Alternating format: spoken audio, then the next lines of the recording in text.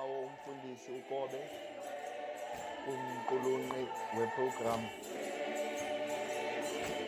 kubefundisi bonke abakhoyo, abephulaphuli be-K2FM, naye wonke umuntu ozibiza ngokuba ungumKrestu. Ngelihle igama lomfeli nomvukeli wethu onguye uYesu Kristu.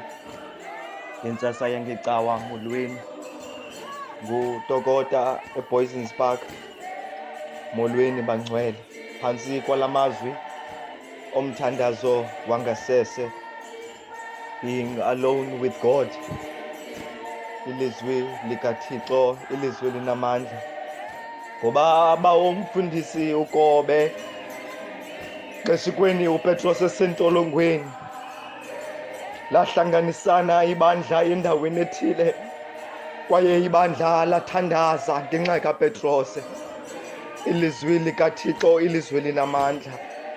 iBhayibhile ayichazanga okokuba ibandla lahlanganiselana ndawoni, kodwa lithi lahlanganisana endaweni ethile, lathandaza lalodwa. Ibandla likaThixo lithandazela umkhonzi kaThixo osengxakini, ngoko kokuba uPetros ngenene usentolongweni, kwaye uPetros uza kunqunyulwa intloko ngomso. Ilizwi likaThixo, wayevalelwa umkhonzi kaThixo entolongweni. Mphulaphuli we-K2FM wavalelwa entolongweni, kwaye ezandleni nasezinyaweni wafaka imiqokelelwano uPetros.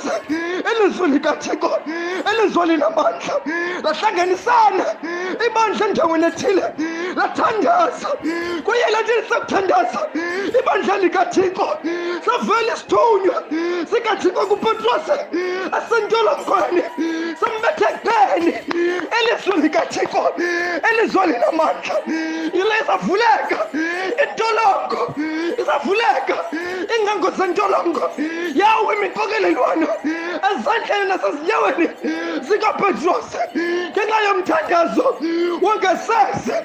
Ilizwi linamandla, ilizwi likaThixo. Andikhathazeki mphulaphuli we-K2FM, ingxako kuyo nentolongo kuyo nemiqokelelwano kuyo, kodwa ngumthandazo wangasese. Ube wedwa usigubu uqala uthetha noThixo, uzakuva uThixo, ngoba uThixo akangumlahli womntu. uThixo wethu usithanda sonke, uThixo wethu. Ilizwi likaThixo, umphulaphuli we-K2FM, ndifuna uphakame ngale ntsasa yangecawa, uyazi ukuthi uThixo uyayimamela imithandazo yangasese.